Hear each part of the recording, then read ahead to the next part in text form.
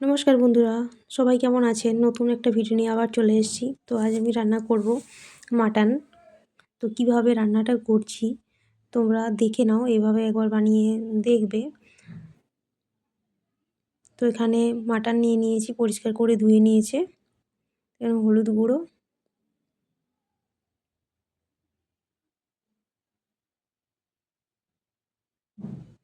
আর লবণ দিয়ে মাটনটা মেখে নেব।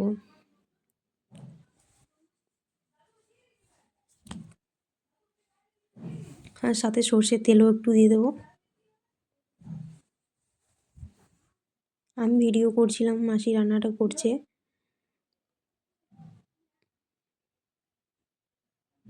তো এটা ঢেকে রেখে দেবো।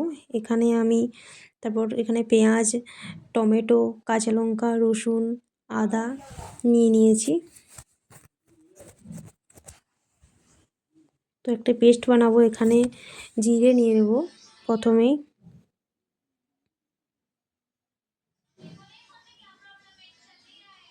তারপর রসুন,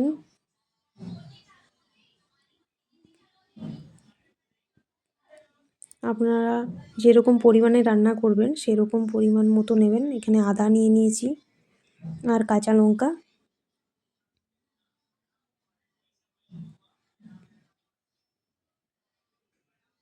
আর আমরা এইভাবেই রান্নাটা করি।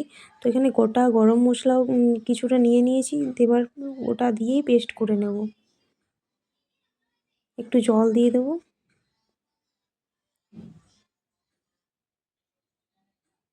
তো এখানে আমরা পেস্টটা বানিয়ে নিয়েছি। দেখো কীরকম পেস্টটা করেছি। খুব ভালো করে পেস্ট করে নিয়েছি। এবার কড়াই চাপিয়ে সর্ষের তেল দিয়ে দেবো। আমরা সর্ষের তেলেই রান্না করি, তোমরা সাদা তেলেও করতে পারো।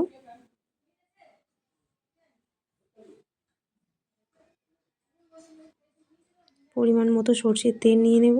এবার পেঁয়াজ কুচি দিয়ে দেবো।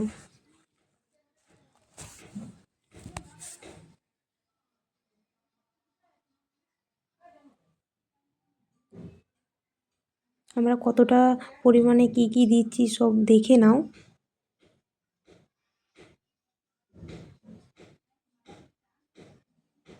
পেঁয়াজটা একটু লাল লাল করে ভেজে নেব। তারপর 1 চামচ লবণ দিয়ে দেবো যাতে পেঁয়াজটা ভালো করে গলে যায়।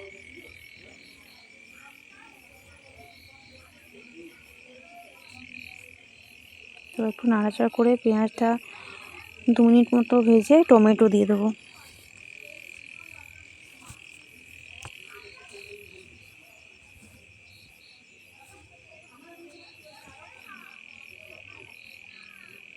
টমেটোটাও ভেজে নেব যতক্ষণ না টমেটোটা গলে যাচ্ছে।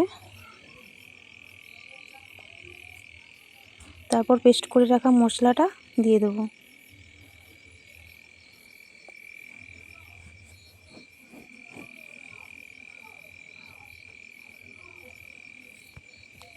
মশলাটা ভালো করে কষিয়ে নেব যতক্ষণ না তেল ছেড়ে আসছে।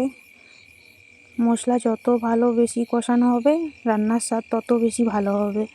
তারপর এখানে 1 চামচের মতো হলুদ গুঁড়ো দিয়ে দিলাম।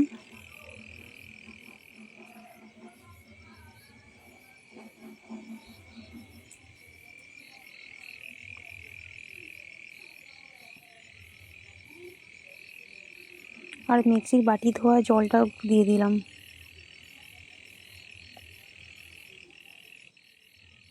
তারপর আবার মশলাটা একটু ভালো করে নাড়াচাড়া করে নেব। তো মশলা থেকে তেল ছেড়ে এসছে, এবার মাটনটা দিয়ে দেব।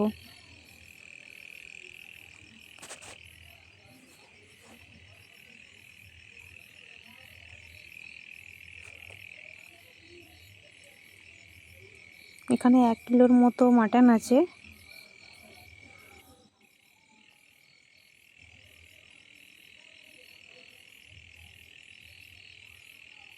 এবার মাটনটা ভালো করে কষাবো।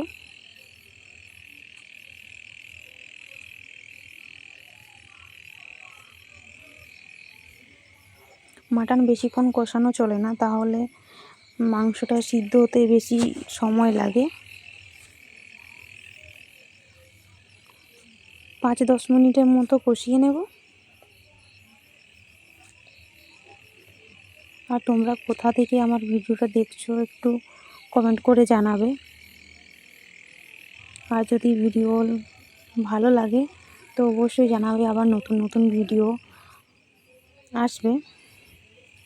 তারপর গরম জল দিয়ে দিলাম।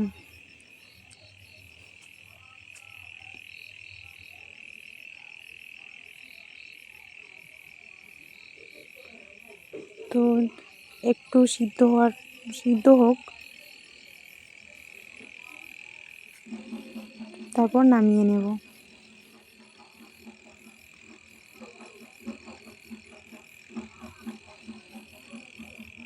ভিডিওটা এই পর্যন্তই। যদি ভিডিওটা ভালো লাগে তো লাইক কমেন্ট শেয়ার করে দেবে।